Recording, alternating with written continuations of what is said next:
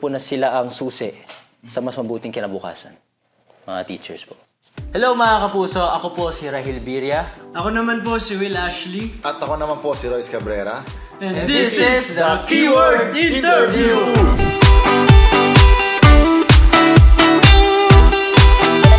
Vote? Vote? Vote.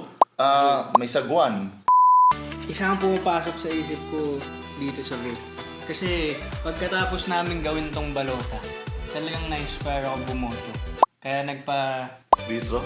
nagpa-registro ka na rin? Di ka ba nakaboto? Oh, hindi pa. Actually, first okay. time ko na itong darating na botohan. Kaya ang naisip ko dito is ang aking first time bumoto. Balota. Uy! Balota, well actually, ang unang thoughts talaga lumalabas sa utak ko is yung pelikula na ginawa namin.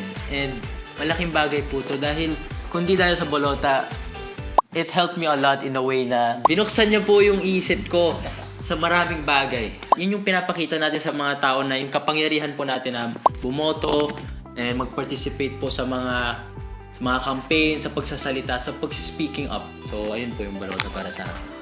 Sinimalaya. Uy! Sumakto pa talaga. Sinimalaya, pupasok sa isip ko. Hindi, totoo talaga. Pag sinabing Sinimalaya, naalala ko yung naging journey ko. Dito halos nagsimula talaga yung landas ng aking karera. So, laking pasasalamat ko sa mga taong laging nakasuporta dito, especially, alam mo yun. Kasi lahat dito puro independent eh. Lahat ng gusto magsimula sa industriya, halos lahat dumadaan dito. So, laking pasasalamat ko sa Sinimalaya dahil binibigyan nila ng espasyo o ng pinto yung mga taong gustong ipagpatuloy yung pangarap nila para sa larangan at sining. So, yun, mabuhay ang Sining Malaya, Sinimalaya. Teacher! Ayun. Ang masasabi ko po dito sa teachers are very underappreciated. You know? Kasi sila po ang dahilan kung ba't tayo ganito ngayon. Sila po ang natuturo sa atin at sa tingin ko po na sila ang susi sa mas mabuting kinabukasan.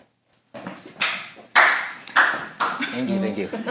Direct Kip! Ay, naku. Oh my God! Pumapasok sa Oh isipan ko. my God! Halos hindi ako makapagsalita dahil pag sinabing Direct Kip, talagang speechless. Ang masasabi ko ay isa kang matapang na mamamahayag. Isa kang alam. Isang alamat. alamat. Kasi kung bukod sa balota, mapapanood nyo pa ibang pelikula na ni Direct Kip, talagang mapapaisip ka na kalain mo yun, gumawa siya ng ganitong pelikula. Tapos itong sinundan niya pa ng balota, kasi liway, balota, tapos naging sa Bar Boys pa. So, sabi ko matapang to si Direct Kip. Kaya, laking pasasalamat, taus puso na talagang naging parte kami ng balota, alam mo yun. Halos dadaling ko to, ikakwento ko to kahit sa apo ko sa tuhod na minsan nakatrabaho ko isang nag-iisang Direct Kip. Direct Kip! Alamat, Sobrang salamat isang po sa alamat. pagkakataon na to. Totoo. Patuloy namin tatanawin to. Pwede mamili. Ano naman ito? Ito na. GMA. Oh. Ay!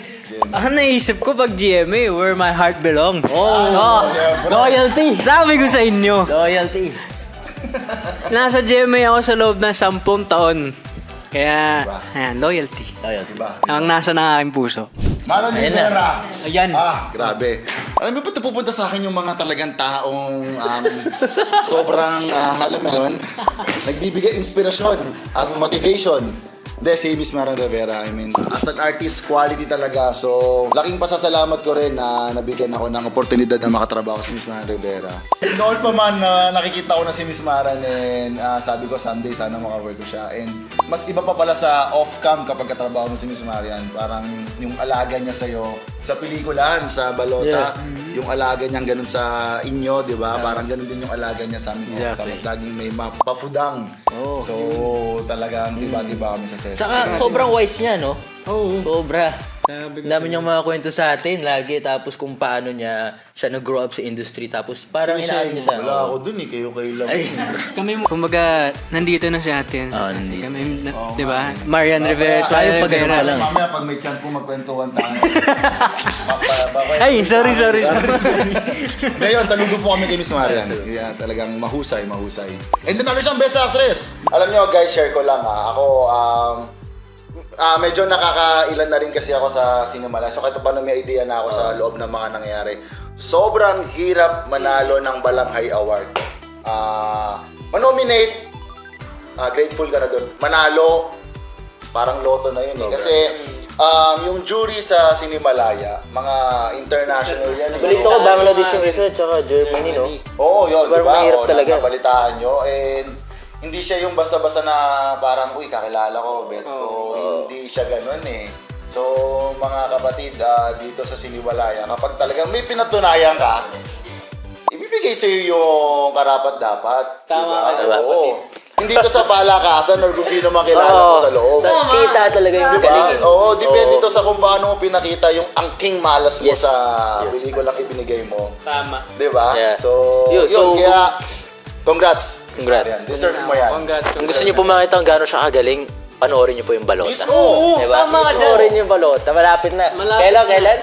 October 16. 16. Yes. Okay, for more exclusive videos and content featuring your favorite Kapuso stars and shows, visit gmainetwork.com. At mga kapuso, mapapanood ng Balota in cinemas nationwide sa October 16. Kaya kita-kits po tayo.